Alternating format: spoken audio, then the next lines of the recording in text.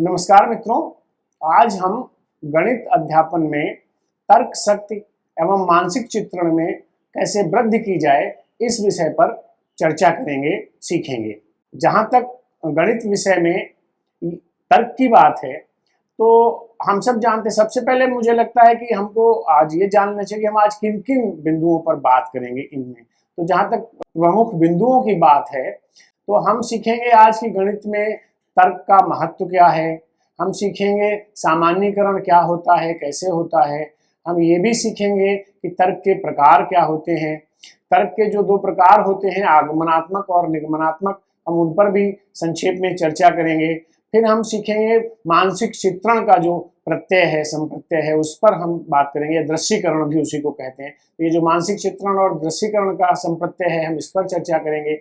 इसके बाद हम तर्क और दृश्यीकरण के आपसी संबंधों पर चर्चा करेंगे और अंत में हम तर्क और दृश्यीकरण को विद्यार्थियों में कैसे बढ़ा सकते हैं, उस हेतु क्या उपाय किए जा सकते हैं, उस पर बात करेंगे। तो हम शुरुआत करते हैं तार्किकता या तर्क शक्ति से।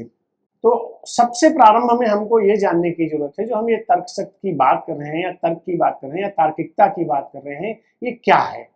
तो जहां तक तार्किकता या तर्क शक्ति की बात है या तर्क की बात है, एक चीज जो हमारे जानने की है, बहुत महत्वपूर्ण है, वो ये है कि ये तार्किकता या तर्क शक्ति जो है वो गणितीय चिंतन की एक प्रमुख विशेषता है। जब भी आप गणित के बारे में बात करते हैं, जब भी आप गणित को सोचते हैं, तो बिना तर्क के आप गणित को सोच ही नहीं सकते। गणित पूरी तरीके से तर्क पर या लॉजिक पर आधारित विषय है। गणित की यह प्रमुख विशेषता है कि आप जो है यहाँ तर्क के आधार पर ही सारे कार्य करते हैं। तो आप इसको अच्छे से समझ सकते हैं कि तर्क शक्ति जो है वो गणितीय चिंतन की एक प्रमुख विशेषता है, या यूं कह लीजिए कि गणितीय चिंतन ही जो है वो आपका तार्किक चिंतन है। इसके साथ साथ एक और चीज, अगर आप तर्क को अर्थायत करना चाहें, उसका अर्थ ज्ञात करना चाहें, तो वो ये है कि तर्क जो है वो साक्ष्य के आधार पर निष्कर्ष निकालने की प्रक्रिया है। आप किसी भी विषय में जब कोई निष्कर्ष निकालते हैं, तो वो जब आप साक्ष्य के आधार पर, प्रमाणों के आधार पर जब निष्कर्ष निकालते हैं, तो ये साक्ष्यों के, प्रमाणों के आधार पर निष्कर्ष निकालने की जो प्रक्रिया है, इसी को हम तर्क या तार्किकता कहते हैं। अब एक चीज इससे ये सिद्ध होती है कि जब आप प्रमाण ढूंढ रहे हैं या चीजों का, किसी विचार का सामान्यीकरण कर रहे हैं, तो प्रमाण या सामान्यीकरण जब भी आप कर रहे होते हैं, तो ये आपका तर्क और औचित्य का मामला है। तर्क शक्ति, तार्किकता के बगैर आप न प्रमाण की बात कर सकते हैं, न सामान्यीकरण की बात कर सकते हैं। तो ये लॉजिक जो है इसमें बहुत इंपॉर्टेंट रोल प्ले करता है आपका। अब अगर बात करें सामान्यीकरण की, जो मैं बात करूं, सामान्यीकरण है क्या भाई। आपको गणित में या और भी विज्ञानों में आप जब भी चीजों के बारे में कुछ सिद्ध करना चाहते हैं, कोई नई थ्योरी, कोई नया सिद्धांत देना चाहते हैं, तो आपको सामान्यीकरण की प्रक्रिया का पालन करना पड़ता है। अब यह सामान्यीकरण की प्रक्रिया क्या है, इसको भी समझना हमारे लिए बहुत आवश्यक है, तभी हम ठीक से तर्क के महत्व को समझ सकेंगे। ये जो सामान्यीकरण की प्रक्रिया है, इसमें होता यह है कि हम कोई समस्या जब हमारे सामने आती है, तो उस समस्या के बारे में हम अनुमान लगाते हैं। अनुमान ये लगाते हैं कि इसका समाधान क्या हो सकता है। समस्या के समाधान के विषय में जो हम अनुमान लगाते हैं, इसी को हम तकनीकी रूप से परिकल्पना कहते हैं। अब ये जो हम परिकल्पना बना लेते हैं कोई भी, तो एक हमने परिकल्पना बनाई, लेकिन अब ये चीज ध्यान रखने की है कि ये जो हम परिकल्पना बनाते हैं, ये सत्य हो ये जरूरी नहीं है। तो हम क्या करते हैं, हम इस परिकल्पना की जांच करते हैं, इसकी वैधता की जांच करते हैं। तो जब हम सामान्यीकरण की तरफ, तभी हमने एक परिकल्पना बनाई, और वो जो परिकल्पना हमने बनाई, उस परिकल्पना को हमने विभिन्न साक्ष्यों के आधार पर, विभिन्न प्रमाणों के आधार पर जांचा कि ये वैध है या नहीं है, यानी यही समाधान है या ये समाधान नहीं है। तो ऐसे करके हम कई परिकल्पनाओं को जब हम वैधता है तो जांचते हैं, तब भी हमको धीरे धीरे पता लगता है कि नहीं, ये परिकल्पना हमारी असत्य है, ये परिकल्पना हमारी सत्य है। तो जब कोई परिकल्पना सत्य हो जाती है, तो उसको हम फिर एक दो बार और उदाहरणों के साथ उसको देखते हैं, चेक करते हैं कि ये सत्य है या नहीं है। अगर हर परिस्थिति में वो सत्य सिद्ध होती है, तो हम इस निष्कर्ष पर पहुंच जाते हैं कि ये जो हमने अनुमान बनाया था, जो हमने परिकल्पना ली थी, ये वैध है, और वो जो है हमारा एक सामान्य सिद्धांत में बदल जाती है। यही जो प्रक्रिया है अनुमान को सामान्य सिद्धांत में बदलने की, इसी को हम सामान्यीकरण कहते हैं।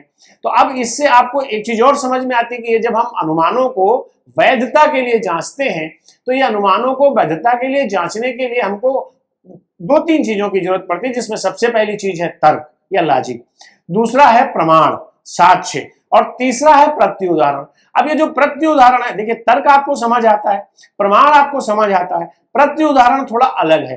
प्रत्युदाहरण इस तरीके से है कि आप गणित में कई बार देखते हैं ना, जैसे हमने कहा कि जो भी संख्याएं दो से जिनको भाग दिया जा सकता है वो सब सम संख्याएं हैं। अब ये निश्चित बात है कि वो सब सम संख्याएं होंगी, पर अगर आपके कोई ऐसी संख्या है जिसको दो से भाग दिया जा सकता हो लेकिन वो सम ना हो, तो वो उसका प्रत्युदाहरण होगा। तब हम कहेंगे भाई इसको छोड़ दीजिए, इसके अलावा जितना होगा वो होगा। तो जिसके अलावा की जो हम कंडीशन लगाते हैं वो प्रत्युदाहरण होता है, कि मतलब इसको छोड़ करके। तो ये आपका एक तरीके या कह लीजिए वो एक्सक्लूसिव होता है, मतलब उसको आप एक्सक्लूड कर देते हैं, तो वो प्रत्युदाहरण होता है। अब यहाँ पे बात ये भी आती है जानने की कि तर्क जो होता है हमारा, ये मूलतः दो प्रकार का होता है। अगर आप एक इसको दूसरे तरीके से भी बात को कहें तो तर्क जो दो तरीके का होता है, वो आप एक तरीके से ये भी कह सकते हैं कि ये चिंतन ही हमारा जो है दो तरीके का होता है। आप जो भी हमारा मानसिक चिंतन जो हमारा है वो दो प्रकार का होता है, उसी आधार पर उसी तरीके से हमारा तर्क जो है वो भी दो प्रकार का होता है। एक को हम कहते हैं आगमनात्मक तर्क और दूसरे को हम कहते हैं निगमनात्मक तर्क। अंग्रेजी में इनको हम इंडक्टिव और डिडक्टिव कहते हैं। तो अब ये जो आगमनात्मक और निगमनात्मक तर्क हैं, इनको भी थोड़ा थोड़ा समझने की जरूरत है। जैसा मैंने आपको बताया कि हमारे पास ये तर्क के दो प्रकार हैं, आगमनात्मक और निगमनात्मक, इंडक्टिव और डिडक्टिव। तो इनको अब हम एक एक करके समझते हैं। तो जहां तक आगमनात्मक तर्क की बात है, तो आगमनात्मक तर्क जैसा मैंने आपसे बताया कि मूलतः चिंतन के ही जो दो प्रकार हैं वही हैं। तो ये जो आगमनात्मक तर्क है ये समस्या समाधान है तो अभिसारी कौशल का विकास करने का काम है। अब ये अभिसारी कौशल समझ लीजिए थोड़ा सा। अभिसारी कौशल वो होता है, मैंने आपसे कहा चिंतन जो है अभिसारी चिंतन और अपसारी चिंतन दो प्रकार का होता है। तो जो हमारा ये आगमनात्मक है ये अभिसारी चिंतन है। अभिसारी चिंतन जो होता है इसमें क्या होता है कि आप भिन्न भिन्न विचारों की मदद से किसी एक मुख्य विचार पर पहुंचते हैं, जिसमें आप इसको हम अंग्रेजी में जो है कन्वर्जेंट थिंकिंग के नाम से कहते हैं, हिंदी में हम अभिसारी चिंतन कहते हैं। इसमें यही होता है कि आप भिन्न भिन्न दिशाओं से आकर के एक निश्चित बिंदु पर पहुंच जाते हैं, भिन्न भिन्न विचार आपके दिमाग में आते हैं, उनकी मदद से आप एक निश्चित विचार पर पहुंच जाते हैं। यह अभिसारी चिंतन होता है, यही आगमनात्मक चिंतन है। इसके कुछ शिक्षण सूत्र हैं जो हमको समझने चाहिए। ये तीन होते हैं शिक्षण सूत्र। पहला होता है मूर्त से अमूर्त, कंक्रीट से एब्स्ट्रैक्ट। हमको पता है जो हमारी ये गणित है ये मूलतः अमूर्त विषय है, तो इसको जब भी हम करते हैं तो ये हम अमूर्तन का काम बहुत करते हैं। तो जो हम कोई कंक्रीट ऑब्जेक्ट जो हमारे सामने साक्षात हमारे मौजूद होता है, वैसा कोई ऑब्जेक्ट वैसी कोई चीज लेकर के उससे समझाते हुए हम अमूर्त की तरफ जाते हैं। तो ये पहला शिक्षण सूत्र इसमें आगमनात्मक चिंतन का होता है कि मूर्त से अमूर्त की ओर। दूसरा इसका जो हमारा होता है शिक्षण सूत्र वो होता है विशिष्ट से सामान्य। हम क्या करते हैं कि विशिष्ट उदाहरणों की मदद से अपनी यात्रा प्रारंभ करते हैं, और ये जो विशिष्ट उदाहरण होते हैं इनके साथ साथ धीरे धीरे हम एक सामान्य सिद्धांत तक पहुंच जाते हैं। तो ये विशिष्ट से सामान्य इसका दूसरा शिक्षण सूत्र है। और तीसरा जो इसका शिक्षण सूत्र है वो भी इसी से जुड़ा हुआ है, वो उदाहरण से सामान्य सूत्र। हम कई सारे उदाहरण लेते हैं और उन उदाहरणों की मदद से एक सामान्य सूत्र हम विकसित कर लेते हैं। अब जहां तक इसकी अर्थ की बात है आगमनात्मक की, तो इसको ऐसे समझ सकते हैं कि आगमनात्मक तर्क जो है वो विशिष्ट उदाहरण या परिस्थितियों से सामान्यीकरण की यात्रा है। सामान्यीकरण मैंने आपको बताया ही कि अनुमानों के आधार पर एक सामान्य सिद्धांत का। तो जब आप किसी विशिष्ट उदाहरण को लेते हैं और उस विशिष्ट उदाहरण को लेकर के आप जो है धीरे धीरे कई सारे विशिष्ट उदाहरणों की मदद से एक सामान्य सिद्धांत पर पहुंच जाते हैं, तो वो आपका आगमनात्मक तर्क है। मैं आपको एक उदाहरण से इस बात को समझाता हूं। हम सब ने छोटी कक्षाओं में 7वीं 6ठी के आसपास की ये बात है, जब हम वृत्त का संप्रत्यय सीखते हैं तो वृत्त के संप्रत्यय के साथ में हमको एक नया संप्रत्यय सीखना पड़ता है जिसको हम कहते हैं पाई। पाई का मान एक नियतांक होता है पाई, और ये पहली बार हमको जहां पे इसकी सूचना मिलती है, जहां पे हमको ये बताया जाता है वो वृत्त के संप्रत्यय के साथ जुड़ा हुआ है। हम में से कई लोग कई बार इस चीज को याद रखते हैं, कई बार इस चीज को भूल भी जाते हैं। होता यह है कि हमको ये पता है कि जो ये पाई होता है ये वृत्त के व्यास और वृत्त की परिधि का अनुपात होता है। और वृत्त की किसी भी त्रिज्या का वृत्त आप ले लें तो हर वृत्त में चाहे जितनी बड़ी साइज का या चाहे जितनी छोटी साइज का वृत्त हो, हर आकार के वृत्त में उसके व्यास और उसकी परिधि का अनुपात सदैव एक नियतांक होता है और इस नियतांक को हम पाई के रूप में जानते हैं। अब अगर हमें बच्चों को यह सिखाना है तो उसका हम क्या तरीका अपनाएंगे, तो यहाँ पे हम आगमनात्मक तर्क का इस्तेमाल करते हैं। हम क्या करते हैं, हम बच्चों से कहते हैं कि कार्डबोर्ड के आप 4, 5, 6 जो है आप वृत्त बनाइए अलग अलग त्रिज्या के। और जब वो अलग अलग त्रिज्या के वृत्त बना लेते हैं तो हम उनसे कहते हैं कि अब आप इनको तागे की मदद से आप इनको नापिए कि इसका व्यास कितना है और इसकी परिधि कितनी है। तो बच्चा जब उसका व्यास और परिधि नाप लेता है तो फिर हम उसके एक टेबल बनवाते हैं कि वृत्त संख्या 1 में परिधि कितनी है, व्यास कितना है, और फिर एक आखिरी कॉलम में परिधि बटे व्यास निकलवाते हैं। तो जब हम ये करते हैं तो बच्चा जब 4-5 उसके लिए कर लेता है तो वो अंत में वो पहुंच जाता है कि आप उसको पता लग जाता है कि भाई हर केस में जो ये अनुपात निकल रहा है ये लगभग 22/7 या लगभग 3.14 होता है। तो अब वो समझ जाता है कि वृत्त के किसी भी प्रकार का किसी भी आकार का हो पर उसकी परिधि और व्यास का जो अनुपात होता है वो एक नियतांक होता है। अब ये जो आप भिन्न भिन्न उदाहरण हो जाए, आपने कई उदाहरण लिए वृत्त के और उनकी मदद से आप एक साधारण सिद्धांत पर पहुंचे कि वृत्त के व्यास और परिधि का अनुपात नियतांक होता है जिसको हम पाई के नाम से। तो ये आगमनात्मक चिंतन का एक बहुत साधारण उदाहरण है। अब बात करते हैं आगमनात्मक तर्क जो है इसके 4 चरण होते हैं। जब आप आगमनात्मक तर्क पे काम करते हैं इसके 4 चरण होते हैं। सबसे पहला चरण होता है विशिष्ट उदाहरणों की प्रस्तुति। सबसे पहले आप कुछ, जैसे अभी हमने वृत्त के केस में देखा कि हमने 4-5 वृत्त जो है बच्चों को दिए और उनसे हमने उनको परिधि और व्यास नपवाया। तो सबसे पहले हम ढेर सारे विशिष्ट उदाहरण उनको देते हैं। अब ये जो विशिष्ट उदाहरण हम उनको देते हैं इस किस लिए देते हैं, हर उदाहरण में हम उसकी जो अंतर्गत विशेषताएं हैं, जो उस विशेष उदाहरण की विशेषताएं हैं उनका अवलोकन ऑब्जर्वेशन करवाते हैं बच्चे से कि भाई देखो इसमें क्या है विशेषताएं। अब उन जो आपकी विशेषताएं हैं उनका अवलोकन करता है जब बच्चा, जब सारे उदाहरणों में, तो धीरे धीरे वो जानता है कि भाई ये पहले नंबर वाले में और दूसरे नंबर वाले में ये चीज सेम है, ये दोनों में उभयनिष्ठ है। तो ऐसे क्या हो रहा है कि बच्चा जो है उभयनिष्ठ, जो हमारे विभिन्न उदाहरण हैं उनकी उभयनिष्ठ विशेषताओं की पहचान करता है। अब जब सारे जितने भी उदाहरण उसके पास है हर एक का उभयनिष्ठ विशेषता जब वो पहचानता है तो वो उभयनिष्ठ विशेषता जो सब में पाई जा रही है वो एक सामान्य सिद्धांत का रूप ले लेती, यही सामान्यीकरण है। अब जब सामान्यीकरण हो गया तब फिर हमारा छोटा सा काम इतना बचता है कि हम उस सामान्यीकरण को सत्यापन के लिए फिर कुछ और उदाहरण लेकर के उसको सत्यापित करते हैं। तो ये आपका कुल मिलाकर के आगमनात्मक तर्क की प्रक्रिया है। मेरा ख्याल है आपको पूरी बात समझ आ गई होगी। अब जो दूसरा प्रकार है हम उस पर बात करते हैं। दूसरा जो प्रकार है वो है निगमनात्मक तर्क। अब सीधी सी बात है कि निगमनात्मक तर्क जो है वो आगमनात्मक का ठीक विपरीत होता है। जैसे हम आगमनात्मक में अभिसारी चिंतन कौशल का विकास करते हैं तो ऐसे ही निगमनात्मक में हम अपसारी चिंतन कौशल का विकास करते हैं।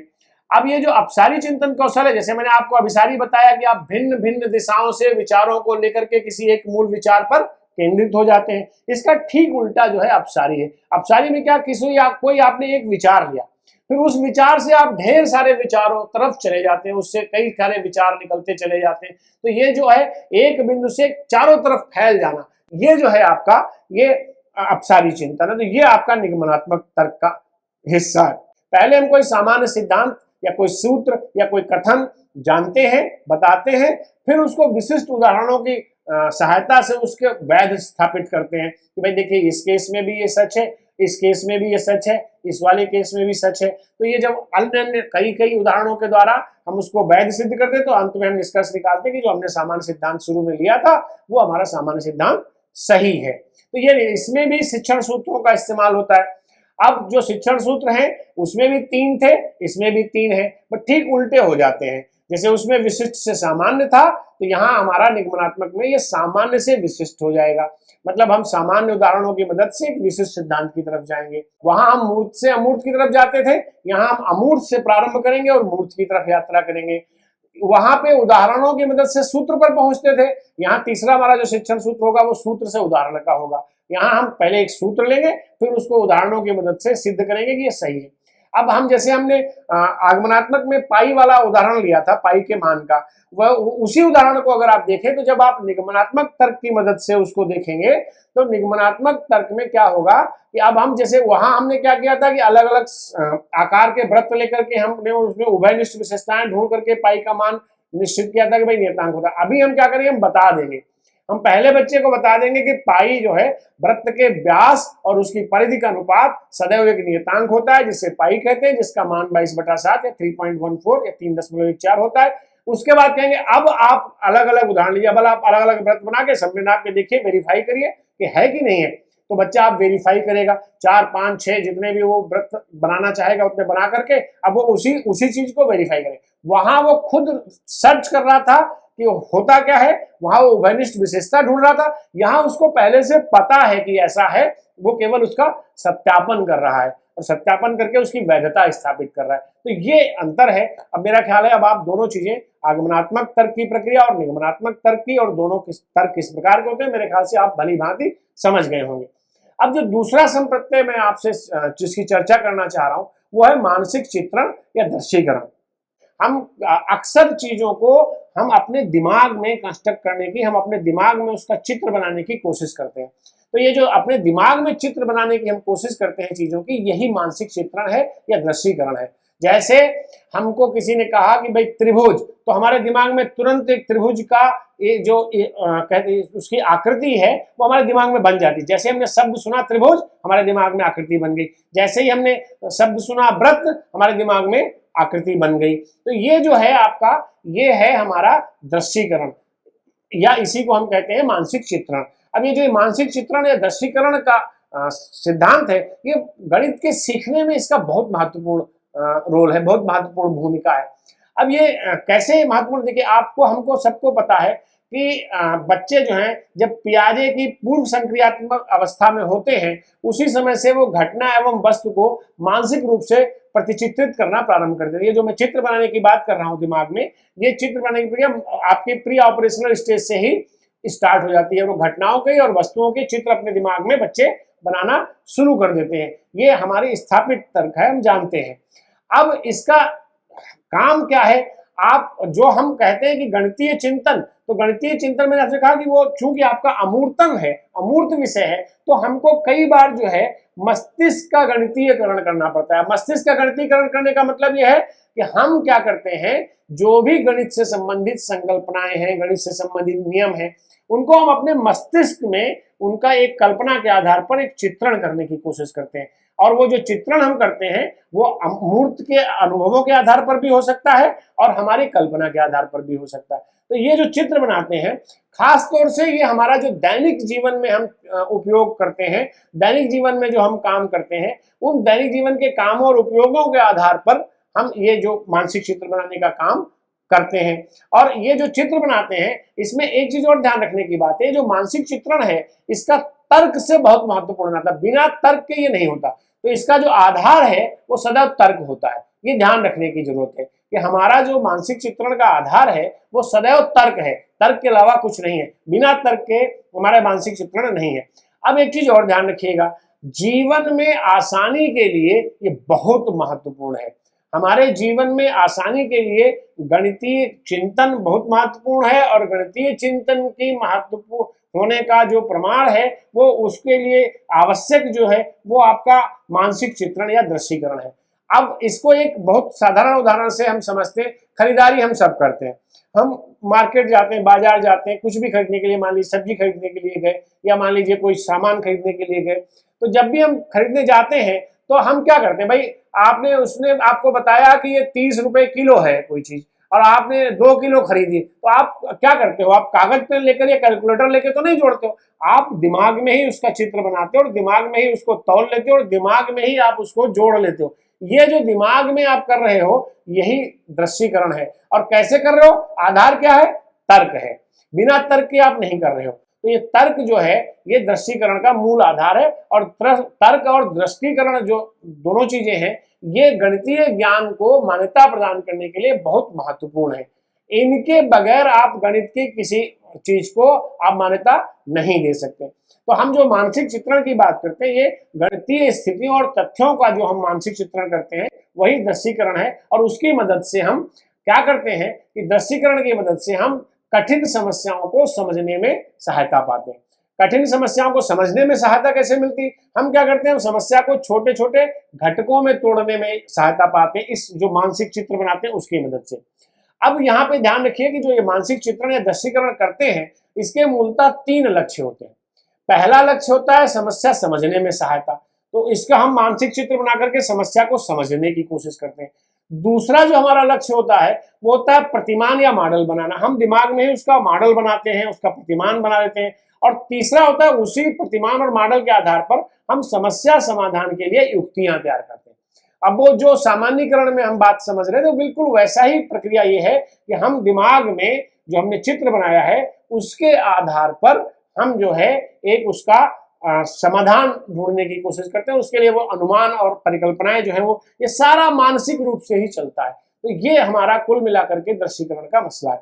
हम गणित में एक हम फील्ड बुक के प्रश्न पढ़ाते हैं, तो वो फील्ड बुक का एक प्रश्न है, उसकी मदद से मैं आपको ये बात समझाने की कोशिश करता हूँ कि हम कैसे तर्क और दृश्यीकरण का एक साथ उपयोग करके गणितीय चिंतन का मदद लेते हैं। अभी मैं इसको पढ़ देता हूँ सवाल को धीरे धीरे, और आप जरा इसको सुनते हुए जरा अपने दिमाग में इसको दौड़ाइएगा कि हम कैसे इन सवालों को हल करते कराते हैं, तो आपको तुरंत समझ में आएगा कि कैसे तर्क और दृश्यीकरण का हम गणित में इस्तेमाल करते हैं। अब ये सवाल ऐसे है कि राम स्थान का से पूर्व दिशा में 60 मीटर चलकर स्थान आ पर पहुंचता है। आ से राम 110 मीटर दक्षिण दिशा में चलकर स्थान बा पर पहुंचता है। बा से राम वापस आ पर पहुंचता है। अब वो 30 मीटर पुनः पूर्व की ओर स्थान सा पर पहुंचता है। सा से राम उत्तर की ओर 65 मीटर चलकर दा पर पहुंचता है। अब वो दा से वापस सा पर आता है। सा से वो पुनः पूर्व की ओर 40 मीटर चलकर बिंदु या पर पहुंचता है। या से राम पुनः दक्षिण दिशा में 70 मीटर चलकर बिंदु रा पर पहुंचता है। रा से राम वापस या पर आता है और फिर पुनः पूर्व की ओर 50 मीटर चलकर बिंदु ला पर ठहर जाता है। इन सभी बिंदुओं को जोड़ने पर प्राप्त क्षेत्र का क्षेत्रफल ज्ञात करिए। अब ये सवाल हम सब ने किए हुए हैं। जब हम इस सवाल की बात करते हैं तो अब देखिए इस सवाल को जैसे जैसे हम समझते हैं वैसे शुरुआत से ही राम पहले पूर्व दिशा में इतना चला, तो हमारे दिमाग में एक चित्र बनना चालू हुआ कि राम पूर्व दिशा में गया, का से शुरू किया और आ पे पहुंच गया। अब उसके बाद क्या हुआ, का से वो आ पे पहुंच गया, आ से फिर हमने कहा अब वो दक्षिण की तरफ चल गया। अब जब हमने कहा दक्षिण की तरफ, तुरंत आपके दिमाग में बनना चालू हो गया कि वो दक्षिण कितना चला, 110 मीटर चला। कहाँ पहुंचा, बा पे पहुंचा। अब बा तक पहुंच गए, अब बा से फिर वापस आ गए आ पे। अब फिर आ से हम क्या कह रहे हैं, अब कि आ से वो पुनः पूरब की ओर जा रहा है 30 मीटर। कितना, कहाँ पहुंच रहा है, सा पे पहुंच रहा है। सा से क्या कर रहा है, सा से फिर उत्तर की ओर जा रहा है। कितना जा रहा है, 65 मीटर जा रहा है। कहाँ पहुंच रहा है, दा पे पहुंच रहा है। अब आपके दिमाग में लगातार चित्र बन रहा है, दा से वापस सा पे आ रहा है, सा से फिर पूरब की ओर चल रहा है। कितना चल रहा है, 40 मीटर चल रहा है। कहाँ पहुंच रहा है, या पे पहुंच रहा है। अब या पे क्या कर रहा है, या से फिर दक्षिण दिशा में जा रहा है। कितना जा रहा है, 70 मीटर जा रहा है। कहाँ पहुंच रहा है, रा पे जा रहा है। अब रा से फिर वापस यहाँ पे आ जा रहा है। या से फिर पूरब की ओर चलता है 50 मीटर। कहाँ जाता है, ला पे पहुंचता है और वहीं ठहर जाता है। अब इतना आपने उसने यात्रा की। अब आपसे कहते हैं कि सभी बिंदुओं को जोड़े। अभी जब आप इन बिंदुओं को जोड़ेंगे आप दिमाग में जोड़ेंगे, उसके बाद आप क्या करते हैं, आप कागज पेन लेकर के कागज पेन पर उसी चित्र को बनाते हैं। जो चित्र आपने दिमाग में पहले तैयार किया उसको अब आप कागज पे तैयार करते हैं, फिर उसके हिसाब से फिर आप भिन्न जो भी आपकी गणितीय क्रियाएं जरूरत होती है उनका आप इस्तेमाल करते हैं। जैसे आपको कहीं पे आपको आयत का निकालना है, कहीं आपको चतुर्भुज का क्षेत्रफल निकालना है, कहीं आपको त्रिभुज का निकालना, तो उसके जो संबंधित सूत्र हैं, जो संबंधित तरीके हैं, उनका इस्तेमाल करके आप तो पर आप कर क्या रहे हैं, आप तर्क और दृश्यीकरण का उपयोग कर रहे हैं। तो गणित की लगभग सारी क्रियाओं में गणितीय कोई भी चिंतन आप करते हैं, गणितीय कोई भी समस्या समाधान आप करते हैं, तो बिना तर्क और दृश्यीकरण के उसको करना लगभग नामुमकिन है। अब महत्वपूर्ण बात यह आती है कि हम अध्यापक ये जो तर्क शक्ति है बच्चों में और जो दृश्यीकरण करने की शक्ति है बच्चों में, इसको बढ़ा कैसे सकते हैं। इसको बढ़ाना बहुत जरूरी है। तो हमको समझ में आ गया कि भाई तर्क शक्ति और दृश्यीकरण बहुत महत्वपूर्ण है बच्चों के लिए। अब इनको बढ़ाने के लिए क्या कर सकते हैं, तो जो सबसे पहला उपाय है वो है प्रेरणा और उत्साह में वृद्धि। गणित में जब बात करते हैं तो सबसे पहली समस्या जो बच्चों के साथ आती है वो आती है प्रेरणा की कमी, उत्साह की कमी। और ये प्रेरणा और उत्साह की जो कमी है बच्चों में, ये प्रेरणा और उत्साह की कमी इसलिए होती है कि कई बार वो गणित में जो है असफलताएं पाते हैं और उन असफलताओं की वजह से उनको जो है दिक्कत आती है। तो उनको प्रेरणा और आपको लगातार उनको प्रेरित करते रहने की जरूरत पड़ती है, लगातार उनका उत्साहवर्धन करने की जरूरत होती है। जितना आप उत्साहवर्धन करेंगे उतना उसके लिए अच्छा होगा। दूसरा काम कर सकते हैं आप पर्याप्त उदाहरणों का। अब ये ध्यान रखिएगा कि पर्याप्त उदाहरणों का प्रयोग बहुत आवश्यक है। जब तक आप पर्याप्त उदाहरणों, कई बार कई शिक्षक साथी हमारे गणित के कहते हैं कि हम जो है जब ज्यादा उदाहरण इस्तेमाल करते हैं तो हमारा पाठ्यक्रम पूरा नहीं होता। पर एक बात तय जान लीजिए, अगर आप ठीक से चीजों को करेंगे तो ये हो जाता है। ऐसा नहीं है कि ये इसकी वजह से दिक्कत होती है। पर पर्याप्त अपने आप में एक बहुत महत्वपूर्ण चीज है, कितना पर्याप्त। तो पर्याप्त उदाहरणों का प्रयोग बहुत जरूरी है। और ये उदाहरणों का प्रयोग दो स्थितियों में आपको करना होता है। पहला, जब आप शिक्षण कर रहे हैं कक्षा में, तो कक्षा शिक्षण के दौरान आप भिन्न भिन्न उदाहरणों का इस्तेमाल करिए, जिससे कि उसकी तर्क शक्ति भी मजबूत होगी और उसका दृष्टिकरण भी मजबूत, और उसको उस उदाहरण के दौरान इन दोनों चीजों के लिए प्रेरित भी करते रहिए। और दूसरा, जब आप दत्त कार्य देते हैं, गृह कार्य देते हैं, तो उस समय भी आप अभ्यास है तो अधिक से अधिक जो है आप उदाहरणों की मदद लीजिए, उदाहरण दीजिए बच्चे को और उससे अधिक काम करवाइए, जितना कि उसकी क्षमता का भी ध्यान रखना। एक और बड़ी इंपॉर्टेंट चीज जो इसमें ध्यान रखने की है कि जो भी काम गणित में बच्चा करता है, कोई भी सवाल हल करता है, कोई भी समस्या से जूझता है, तो उसमें जो प्रक्रिया है, हमेशा बच्चे से कहिए कि वो अपनी प्रक्रिया पर ध्यान दे। सवाल के हल करने पर बच्चे का जो फोकस होता है उसके कहिए, एक बार कर लिया उसने, चलो कोई बात नहीं, आपने पहले कर, आपका पूरा फोकस सवाल हल करने पे था, आपने कर लिया। पर उसके बाद उससे कहिए कि एक बार ये भी सोचो कि ये तुमने सवाल जो हल किया तो तुमने कौन कौन से कदम चले। अपने दिमाग में सोचिए कि पहले आपने क्या किया, फिर क्या किया, फिर क्या किया। और हम कई बार अपने बच्चों को कराते भी कि भाई कापी में जब आप लिखते हो तो बीच में आप कई बार स्टेप्स छोड़ देते हो, तो वो स्टेप्स ना छोड़िए, आप सारे स्टेप्स लिखिए। उससे यही फायदा है कि आप जो है तर्क की तरफ बढ़ाते हैं, बच्चा तर्क सीखता है और दृष्टिकरण करना शुरू करता है। तो तर्क और दृष्टिकरण दोनों इस तरीके से बढ़ते हैं जब आप बच्चे को प्रक्रिया पर फोकस करवाते हैं। आप जानते हैं एक ब्रेन स्टॉर्मिंग की तकनीक, हम सब परिचित हैं उससे। तो ये जो ब्रेन स्टॉर्मिंग की तकनीक है, ये तर्क क्षमता बढ़ाने के लिए और दृष्टिकरण के लिए बहुत उपयोगी होती है। तो इसका यथासंभव उपयोग हमारे अध्यापकों को करना चाहिए। और जो मैंने आपसे पहले भी बताया कि उदाहरणों के मामले में कि अधिकतम अभ्यास करवाइए। जितना ज्यादा अभ्यास बच्चे करेंगे उतना ही उनका तर्क शक्ति मजबूत होगी, उतना ही जो है आपकी उनका जो है दृष्टिकरण भी मजबूत होगा। तो क्योंकि ये पक्की बात है कि हमारा दिमाग के मामले में, मानवीय दिमाग के मामले में ये स्थापित बात है कि हम जितना इसका उपयोग करते हैं उतना ही शार्प, उतना ही मजबूत, उतना ही अच्छा होता है। तो आप जितना अभ्यास मैथ्स में कराएंगे उसके कॉन्सेप्ट, उसके संप्रत्यय भी उतने मजबूत होंगे और उसका ये तर्क शक्ति और दृष्टिकरण का विकास भी उस हिसाब से अधिक होगा। और जो अंतिम चीज मैं इसमें बताना चाहता हूं वो है दैनंदिन क्रियाओं पर चर्चा। दैनंदिन क्रियाओं पर चर्चा, अब आप देखिए कि होता यह है कि गणित को बड़ा नीरस विषय मान लिया जाता है।